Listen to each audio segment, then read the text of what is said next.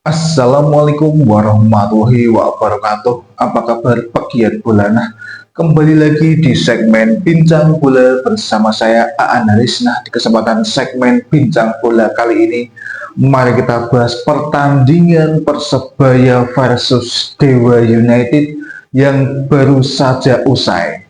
Di sini hasil akhir 1-1 buat kedua tim ini berbagi poin dan pertandingan tersebut dilaksanakan di Gelora Bung Tomo, Surabaya. Dan berjalannya permainan ini sangat menarik sekali. Tim Dewa United yang dia posisinya tim tamu, tetapi permainan dari Dewa United ini bisa dikatakan all out dan mendominasi dalam ball possession. Jadi saya akui mental dari Dewa United ini sangatlah tinggi.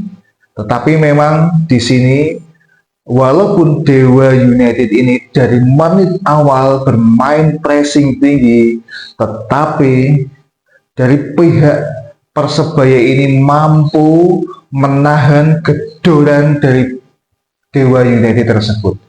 Dari sisi pertahanan, Persebaya ini sangatlah apik dalam membendung permainan cepat dan juga impresif dari Dewa United ini. Dan kebanyakan Dewa United ini melancarkan serangan dari sisi kiri, sisi serangnya dari Dewa United, atau dari sisi kanan pertahanan dari Persebaya. Dan yang menjadi andil banyak dalam serangan tersebut yaitu Noah. Dan Noah ini pergerakannya sangat ulet sekali, mampu menyulitkan pertahanan dari Persebaya. Tetapi di sini Persebaya memiliki strategi counter attack yang tidak kalah tajam. Walaupun Dewa United ini menggempur dengan begitu kuatnya, tetapi strategi counter attack yang dimainkan oleh Persebaya ini justru mampu mencuri poin di menit-menit awal. Tepatnya di menit 22 atau 23 itu. Mampu tuh Persebaya menjebol gawang dari Dewa United. Dan gol pertama Persebaya ini diciptakan oleh Francisco Rivera, sang pemain dari Meksiko ini. Setelah berawal ya dari gerakan Gali Freitas, dan Gali Freitas tersebut dijaga oleh pemain bertahan dari Dewa United, dan akhirnya dibantu tuh sama Arif ya, catur pamungkas itu bergerak dan membawa tuh bola hasil umpan dari Gali Freitas, dan akhirnya menendang di depan gawang dari Dewa United dan disambut oleh Francisco Rivera, dan itu pun menjadi gol pertama buat Persebaya, posisi 1-0. Tetapi memang di sini permainan dari Dewa United walaupun dia kalah, sistemnya tidak berubah. Pressingnya ini sangat ketat sekali dipraktikkan oleh Dewa United. Dan itu pun yang membuat Rivera, Gali Freitas, Bruno Moreira ini sangat kesulitan. Karena memang pressingnya sangat ketat sekali. Dan posisinya itu sangat menyulitkan ketika Persebaya ini mau melancarkan serangan. Posisi dari pemain-pemain tersebut dari Dewa United sangat menyulitkan tuh. Bahkan Rivera dalam pertandingan ini tidak bisa berandil banyak dalam melakukan playmaker dan build up serangan-serangan. Karena memang Bruno sendiri ini juga dijaga oleh Wahyu Pras yang cukup on fire juga, cukup berhasil juga dalam menjaga Bruno Moreira ini. Dan gol balasan ini tercipta oleh Dewa United setelah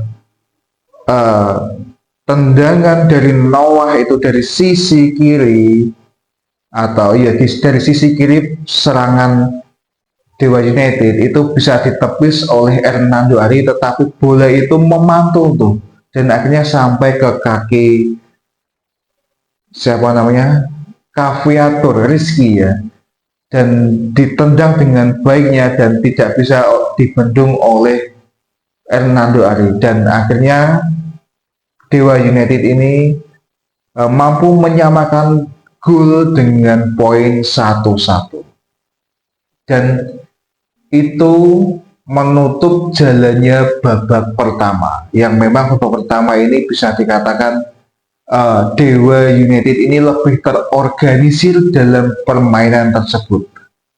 Ball possession ini didapatkan oleh Dewa United, dan Persebaya hanya melakukan counter attack dan juga melakukan bola-bola umpan panjang, tetapi itu juga menjadi sangat berbahaya. Buktinya Rivera itu mampu mencuri gol lebih dahulu, walaupun Dewa United ini gencar melakukan serangan. Dan dilanjut babak kedua. Ini prahara ini tercipta ya dari Dewa United, yang setelah build up dari Hernando Ari langsung ke depan dan disambut oleh Malik Rizaldi. Malik Rizaldi ini sepertinya sangat cepat dan mengalahkan sprintnya dari Nick Kuipers. One on one tuh sama Nick Kuipers dan juga Malik Rizaldi langsung di depannya, yaitu penjaga gawang dari Dewa United. Mau tidak mau Nick Kuipers ini melakukan pelanggaran profesional, yaitu dengan menarik tuh dari belakang Malik Rizaldi, dan itu adalah pelanggaran yang sangat berat dan akhirnya tidak bisa ditolerir lagi. Wasit memberikan kartu merah dan akhirnya Nick Kuipers dipaksa mandi lebih cepat. Bermain 10 pemain, Dewa United ini juga tidak mengubah sistem permainannya. Dia masih bermain ngotot, bermain dengan pressing ketat, dan bahkan juga menyulitkan juga pertahanan dari Persebaya. Tetapi di babak kedua, Persebaya ini meningkatkan intensitas serangannya karena dia merasa unggul jumlah pemain. Tetapi memang belum bisa melakukan gol kedua. Sempat tuh di menit ke-80-an gol dari Perovic ini dianulir oleh wasit, karena memang sebelum Perovic ini menendang ke gawang dan tercipta gol, itu Pedro Matos dianggap melakukan pelanggaran di pemain Dewa United, dan akhirnya dicek VAR tuh oleh wasit dan akhirnya gol tersebut dianulir.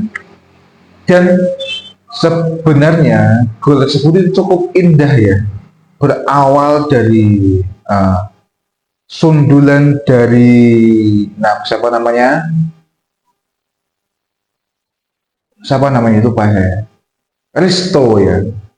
Risto disundul tuh ke arah gawang dari Dewa United dan akhirnya disambut juga dengan sundulan oleh Perovic dan akhirnya mendapatkan gol.